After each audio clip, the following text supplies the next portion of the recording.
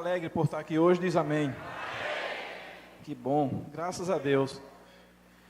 Graças a Deus, irmãos, que Deus tem nos ajuntado e nesses ajuntamentos nós podemos desfrutar daquilo que Deus mais anela para nós, que é ter o acréscimo do seu amor na nossa vida.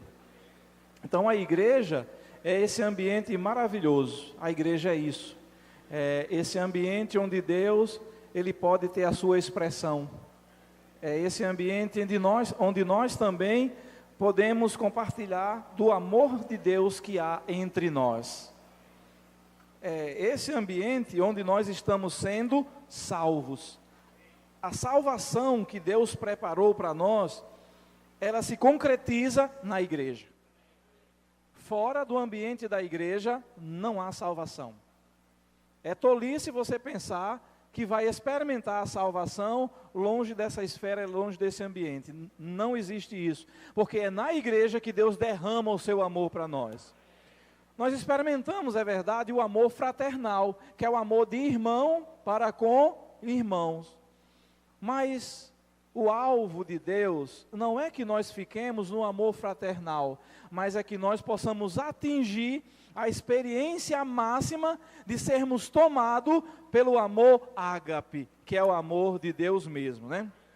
Então a igreja proporciona para nós esse ambiente e essa oportunidade de nós nos amarmos. Mas no mundo é diferente. O apóstolo Paulo, em sua segunda carta a Timóteo, ele descreve o que há no mundo. E eu gostaria que vocês abrissem a Bíblia de vocês, 2 Timóteo, segunda epístola de Paulo a Timóteo, capítulo 3. Senhor Jesus, exercita o Espírito invocando o nome do Senhor. Senhor Jesus, amém. Senhor Jesus, amém. Senhor Jesus, ó Senhor Jesus, amém. Todos acharam? Capítulo 3, 2 Timóteo. Vocês têm dúvida de que vocês estão vivendo os últimos dias? Vocês têm dúvidas de que estão vivendo o tempo do fim? Todos estão conscientes de que estão vivendo o tempo do fim? Amém. Então vamos ler. Leiam comigo, por favor. Capítulo 3. Sabe, porém, isto. Essa é a maneira de ler, tá? Sabe, porém, isto. 2 pontos. Significa dizer que vai haver uma explicação, uma descrição de um fato. Quando há 2 pontos, esse é o significado, tá? Então, o que é que o apóstolo Paulo começa a descrever? O que é que ele começa a falar? Nos últimos dias, sobrevirão tempos difíceis. E nós estamos presenciando e vivenciando esses tempos difíceis. Não são fáceis os dias, o tempo em que nós estamos vivendo. Mas ele prossegue. Ele não colocou aqui um ponto, uma vírgula. E como será esses dias difíceis? Pois os homens serão egoístas, avarentos, jactanciosos, arrogantes, blasfemadores, desobedientes aos pais, ingratos, irreverentes. Eu vou ler com vocês, tudo, tá? Desafeiçoados, implacáveis, caluniadores, sem domínios de si, cruéis, inimigos do bem, traidores, atrevidos, enfatuados, mais amigos dos prazeres que amigos de Deus, tendo forma de piedade, negando-lhe, entretanto, o poder. Foge também destes, pois entre estes se encontram os que penetram, só até aí, só até o versículo 5. Então, a descrição, há vários adjetivos aqui apresentados, mas eu diria que todos eles resumem-se em um só, e é o primeiro adjetivo dessa lista. O que diz lá? Os homens serão egoístas, porque uma pessoa egoísta, ela é carregada, ela é repleta de todos esses outros estão nessa pessoa. Uma pessoa que é egoísta, ela é amante de si mesma. Uma pessoa que é egoísta, ela não ama o próximo. Uma pessoa que é egoísta, ela é orgulhosa. Ela é uma pessoa jactanciosa. Então, essa é a principal característica do homem do século presente.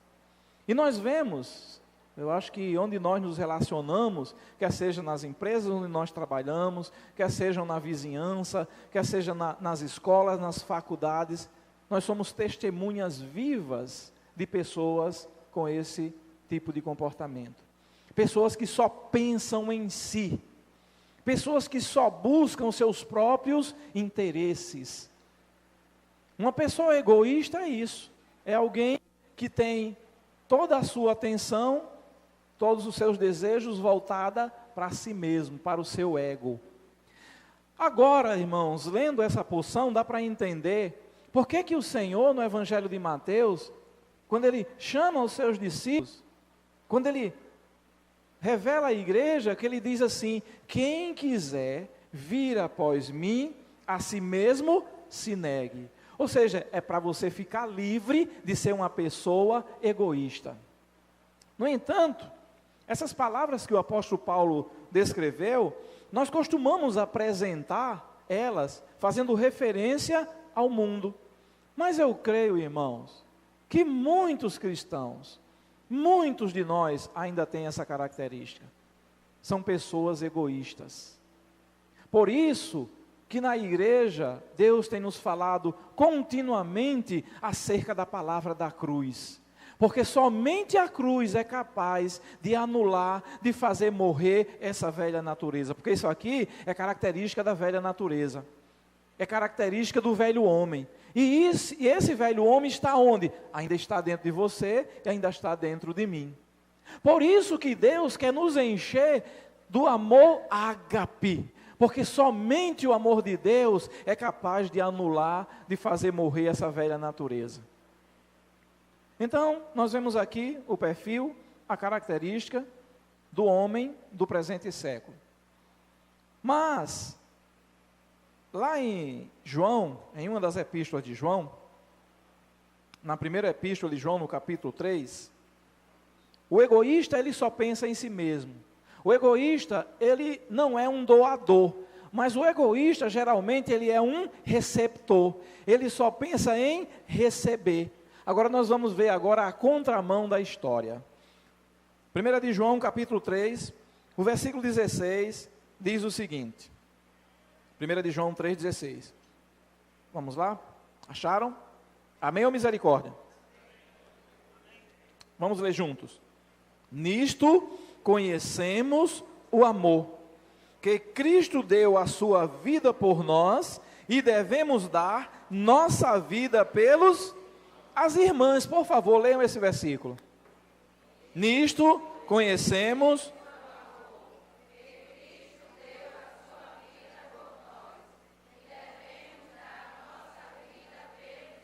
Agora os irmãos leiam também.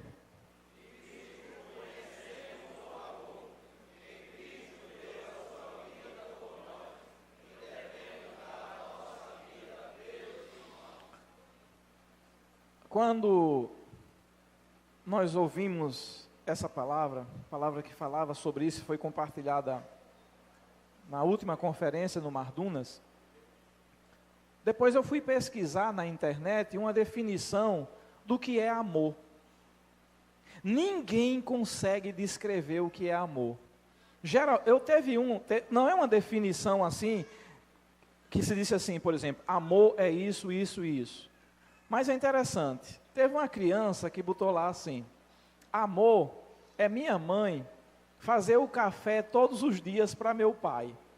Então, tem tanta definição do que é amor, segundo o entendimento das pessoas. Mas segundo o entendimento de Deus, amor é isso daqui. Amor é dar a vida. Tanto é que João 3... Evangelho de João, capítulo 3, versículo 16, esse mesmo assunto, esse mesmo sentimento está envolvido, porque lá diz assim, porque Deus amou ao mundo de tal maneira que deu. O único filho que ele tinha, não é assim? Que deu o seu filho unigênito, para que todo aquele que nele crê não pereça, mas tenha vida eterna. Então, a definição de amor, se nós pudéssemos dar aqui, amor é doar-se, amor é entregar-se, amor é não reter nada para si, mas você entregar para os outros. Tanto é, sabe, irmãos, que Atos registra no início como que os irmãos começaram a viver a igreja. E ali realmente está a essência do que deve ser a igreja. E nós vemos que tem uma porção lá que me chama muito a atenção, que diz assim, que ninguém tinha, o que eles tinham, eles não consideravam como sendo propriamente seu. Mas o que eles tinham eram de todos. Então esse sentimento da entrega, do doar-se estava presente aqui. João diz, nisto conhecemos o amor, que Cristo deu a sua vida por nós e devemos dar nossa vida pelos irmãos. E isso de fato é amor. Paulo também, escrevendo aos Coríntios, primeira epístola, do capítulo 13, ele fala sobre o amor. E ele começa a descrever, e ele fala que eu passo a mostrar-vos ainda um caminho sobremodo excelente. Ainda que eu fale a língua dos homens e dos anjos, se não tiver amor, serei como o bronze que soa, ou como o símbolo que retine. 1 Coríntios 13, tá? Ainda que eu tenha o dom de profetizar e conheça todos os mistérios e toda a ciência, ainda que eu tenha tamanha fé a ponto de transportar montes, se não tiver amor, nada serei. Esse amor aqui não é o amor fraterno. Esse aqui é o amor ágape. Queria fazer um parêntese aqui, irmãos. A igreja é um ambiente maravilhoso. Vocês concordam comigo? Concordam? A igreja é ou não é maravilhosa? Mas a igreja é maravilhosa quando você se depara com um irmão, por exemplo, que contesta ou que questiona algumas coisas de você. Você diz que a igreja é maravilhosa por isso? Mas essa é a hora de exercitar o amor também. Então, quando nós dizemos que a igreja é maravilhosa, nós temos que lembrar que a igreja, ela compreende todo um viver. A maneira como nós nos relacionamos com os irmãos, a maneira como nós servimos aos irmãos. Nós não podemos ter reservas em nós mesmos. Porque quando eu contesto, é porque eu tenho reserva. Irmão, nós precisamos nos entregar uns pelos outros. Fazer morrer essa velha natureza que é egocêntrica, que só pensa em si mesmo. Sou eu e eu mesmo. Mas o Senhor não era assim. A Bíblia diz, e tem um hino que fala sobre isso, que diz que lá nos céus ele tinha um trono e lá ele tinha adoração. Ele tinha os anjos a seu serviço. Mas diz que tudo isso ele, por amor, deixou. Vivendo aqui em servidão. Ou seja, o Senhor veio para servir, Ele veio para se entregar, Ele veio para se doar. A Bíblia diz que mais bem-aventurado é dar do que receber. Mas o egocêntrico, ele só quer receber. Quando nós passamos a nos dar, quando nós passamos a nos entregar, irmãos, não tenha dúvida, o amor de Deus está crescendo em nós. E nós precisamos deixar que esse amor cresça. O versículo 3 diz, ainda que eu distribua todos os meus bens entre os pobres, e ainda que eu entregue o meu corpo para ser queimado, se não tiver amor, nada disso me aproveitará. E aí ele então começa a mostrar algumas características do amor. O amor é paciente. Quem tem paciência aqui? Para minha esposa, eu costumo dizer que tenho paciência. Porque no meu entendimento, eu acho que eu tenho paciência. Às vezes ela diz comigo assim, eu estou precisando de fazer a unha, você pode ir comigo? Vou. Aí eu vou e fico esperando lá na manicure. Na minha cabeça, então, eu tenho paciência, porque eu estou na cadeira da manicure, esperando que a minha esposa termine de fazer as unhas. Mas em outras ocasiões, eu vejo que eu não tenho paciência. Então a paciência em nós, que a paciência que é proveniente de Deus, ela deve ser gerada e produzida pelo amor de Deus mesmo. Não é o nosso amor próprio, natural, porque esse tem limite, esse tem data de validade. Mas o amor, a paciência que é resultado do amor de Deus, esse, irmão, não tem data de validade. A duração, a durabilidade dela é eterna. Então ele diz mais: o amor é paciente, ele é benigno, o amor não arde em ciúmes. Então, se há ciúme entre nós, é porque o amor de Deus está carente, está faltando na nossa vida. Precisamos do amor de Deus. Você tem ciúme de algum irmão? Poxa, aquele irmão ele tem desenvolvido tanto, ele está servindo, está sendo usado por Deus. Você tem ciúme desse irmão? Claro que vocês não vão dizer que tem. Mas às vezes esse sentimento está aí dentro.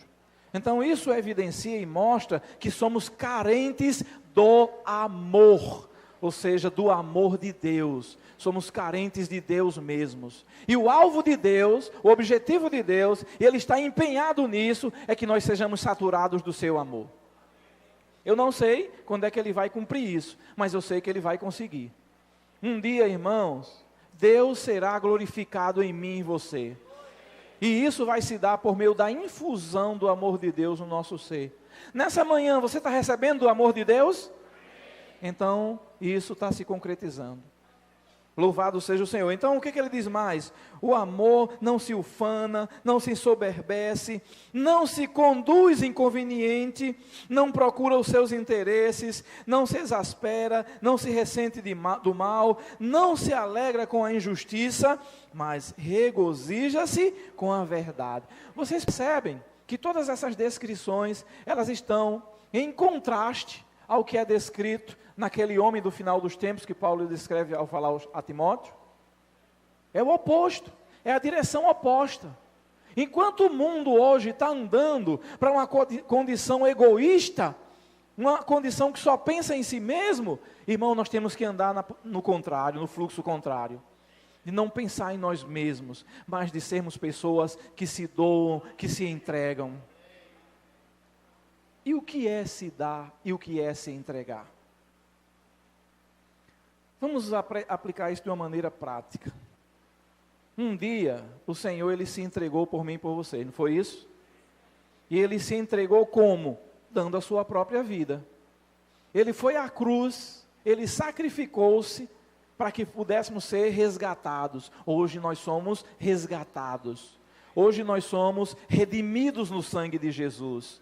Porque um dia nós invocamos o nome do Senhor e a vida de Deus foi doada por Ele mesmo para dentro de nós. Não foi isso que aconteceu? Então, dentro de você existe a vida incriada, indestrutível de Deus. Nós precisamos agora doar também essa vida de dentro de nós para outros, para alcançar outros. João, no seu evangelho, diz assim: quem crê em mim, vírgula, como diz as Escrituras, do seu interior fluirão rios de águas vivas. Então esses rios que vão fluir, para que são? Para que é? Para saciar a sede de outros. O texto que antecede isso que eu acabei de falar, diz assim, que houve uma festa, e que aquela festa chegou no final, não é assim? No grande dia, o último dia da festa. Aí o que o Senhor falou? Quem tem sede, vem a mim e beba. Então, um dia nós tivemos sede, e esse amor entrou dentro de nós. Então, ser um doador, na verdade, irmãos, é nós doarmos essa vida para outro, é propagar a vida de Deus para outro. Dessa maneira, Deus ele vai, à medida que nós nos damos para os outros, Ele se dá mais para nós ainda. A minha esperança, irmãos, é que um dia nós sejamos como Deus é, em vida e natureza. Você tem essa esperança também? Um dia nós seremos como Deus é em vida e natureza. Eu não sei quando é esse dia, mas essa convicção e essa certeza eu tenho, Neto, é que nós um dia seremos como Deus é. Vamos estar plenos da vida e da natureza de Deus. E o resultado vai ser o quê? Deus sendo glorificado em nosso ser. Quem olhar para nós, vai ver quem? Um dia eu vou olhar para Carlinho, eu não vou ver mais ele, eu vou ver Deus. Um dia eu vou olhar para Chico Zé, vou ver Deus. Um dia eu vou olhar para a Mussa, não é mais esse Mussa que eu vou ver, mas eu vou ver Deus expresso nele. Então, esse processo, ele está hoje, acontecendo hoje. O processo da infusão. Por isso que nós precisamos desfrutar da comunhão com Deus. Ontem na reunião, deixa eu só ler aqui, que eu achei isso aqui muito rico. Todos os dias, Deus está providenciando momentos e ocasiões para que Ele seja trabalhado em nós. Na sexta-feira, esse parágrafo, poxa, como eu estou... De toda a leitura da semana foi o que mais me impressionou. Diz assim, no Alimento Diário, na página 115. Em nosso viver diário, devemos buscar a constante comunhão com o Senhor, para não sermos achados lutando contra os seus desígnios. Ou seja, o empenho de Deus é infundir-se em nós. O empenho de Deus é colocar a sua natureza dentro do nosso ser. Mas para isso Ele usa situações, Ele usa pessoas, Ele usa as mais diversas situações. Tribulações Ele usa. Então tudo isso Ele usa para quê? Para que nós possamos aproveitar essa oportunidade e receber mais da infusão da sua vida. Agora, como diz o Alimento Diário, às vezes nós nos pegamos contendendo com Deus por conta dessas situações. Ao invés de aproveitá-las, nós contendemos com Deus.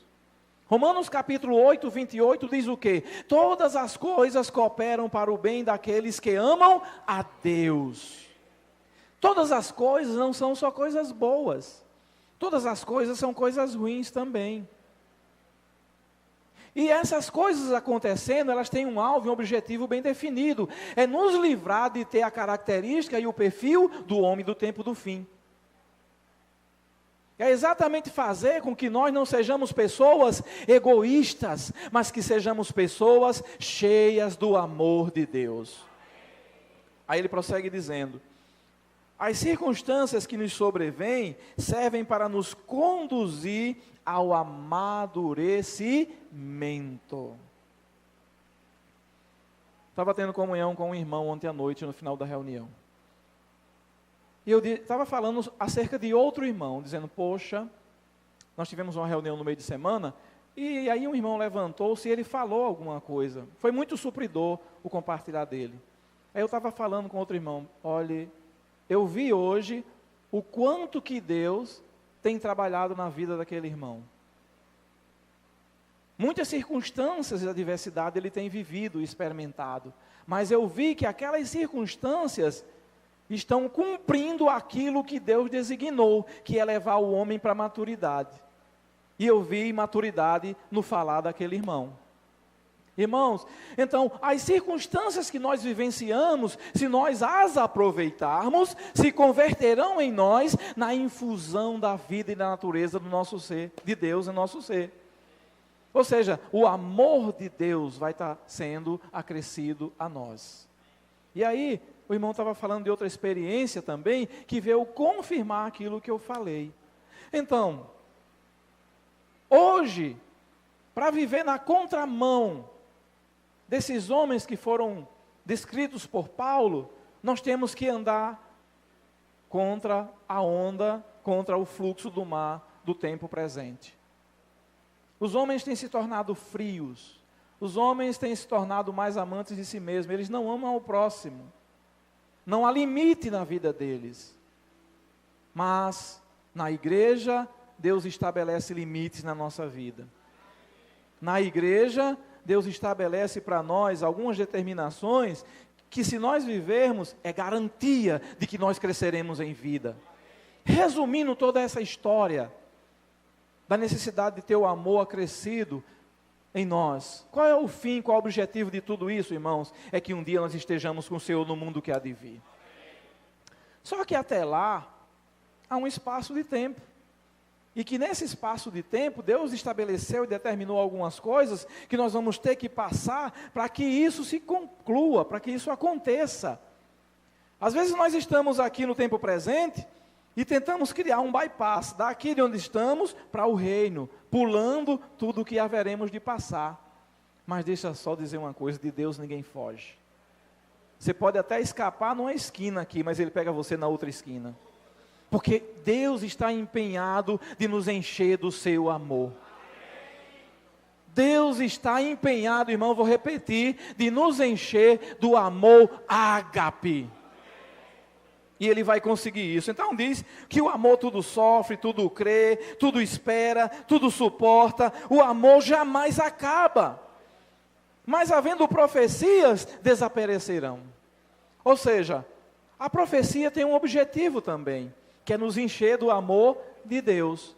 Então, se esse objetivo for alcançado, não há mais necessidade das profecias. Porque nós já vamos estar o quê? Plenos da vida de Deus. Amém? Então, abra seu coração para receber Deus como amor dentro de você. Nós vamos experimentar isso daqui. Eu creio que ainda vai chegar um dia que não vai mais ser necessário uma reunião como essa para se profetizar e se falar acerca do amor. E esse dia vai ser quando? Quando todos nós estivermos plenos do amor de Deus. Havendo profecias, desaparecerão. Havendo línguas, cessarão. Havendo ciência, passará. Porque em parte conhecemos e em parte profetizamos. Quando, porém, vier o que é perfeito, então o que é em parte será aniquilado. Aí Paulo começa a falar, quando eu era menino, pensava como menino, tal. Então, à medida que nós vamos avançando nas experiências espirituais, nós vamos, irmãos, conhecendo o amor ágape. Nós vamos conhecendo o amor de Deus. Nós não podemos nos conformar, por exemplo, em ter atingido esse ambiente da igreja e desfrutarmos do amor entre irmãos. O amor fraternal. É bom esse amor fraternal, é ou não é? Nós gostamos de cantar. Na vida da igreja, caminho excelente é o amor. Como é? Manifestação da vida de Deus. Aqui todos somos um. Amamos no amor fraternal os irmãos. Aí até dizemos assim, que são nossa família, bendita família, não é assim? São nossa alegria, mas deixa eu dizer uma coisa, existe um amor mais especial do que o amor fraternal. Existe um amor que é melhor do que o amor fraternal. É o amor de Deus. É o amor ágape. Então nós não podemos nos acomodar e nos conformar com esse amor que existe entre nós. Alguns dizem, na vida da igreja não há amor, é mentira. Na vida da igreja existe amor sim. Nós amamos uns aos outros. E porque nós amamos uns aos outros, é por isso que a gente está aqui hoje. Agora, alguns se afastam dessa esfera. Na verdade é porque o amor está ausente na vida destes. Mas entre nós há amor sim. E eu digo mais, não é só o amor fraternal que existe entre nós não. Entre nós também existe o amor ágape. Alguns numa proporção maior, outros numa proporção menor, mas muitos de nós já experimentam o amor ágape sim. Mas nós precisamos, irmãos, nos desesperar para que esse amor ágape, ele aumente mais ainda. Porque é desse amor ágape que depende a consumação de tudo. Paulo, não vou ler esse versículo, porque o Jobson vai compartilhar um pouco, mas eu quero concluir falando sobre ele. Paulo, escrevendo aos Coríntios, ele nos encoraja a contemplar o Senhor. Porque lá diz assim, todos nós, vocês lembram desse versículo? Contemplando, como por espelho, o quê? A glória do Senhor. Somos o quê? Transformados de glória em glória. Então, olha só, aqui está o grande segredo. Qual é o segredo da transformação? Segundo o que Paulo falou aqui. Qual é, irmãos, o segredo da transformação? Contemplar. Contemplar o Senhor. Porque quanto mais nós contemplarmos o Senhor, mais do que Ele é, será infundido em nós. Moisés, por exemplo, ele contemplava o Senhor, mas aquele contemplar dele produzia uma glória. Só que aquela glória desvanecia. Mas esse contemplar que o apóstolo Paulo está falando agora, produz uma glória que não desvanece. Pelo contrário, produz uma glória que transforma. Você quer ser transformado? Então contemple a glória de Deus. Porque lá diz assim, somos transformados de glória em glória. Hoje você contemplou o Senhor. Olha só, irmão, deixa eu dizer uma coisa para você. Creia nisso. Você pode ter contemplado o Senhor por 5 minutos. Mas uma coisa eu afirmo para você. Você recebeu da infusão da vida de Deus. E você está sendo transformado. Então, esse amor precisa crescer entre nós. Jobson, pode vir. Esse amor precisa crescer entre nós. Mas ele só vai crescer à medida que nós o contatamos. À medida que nós o contemplamos. Se você não contempla, eu sei que ele vai cumprir, não sei como. Vai cumprir esse desígnio na sua vida. Mas vai levar tempo. Mas se você e eu contemplamos com mais frequência, com mais constância, esse amor vai ser acrescido no nosso ser. Louvado seja o Senhor.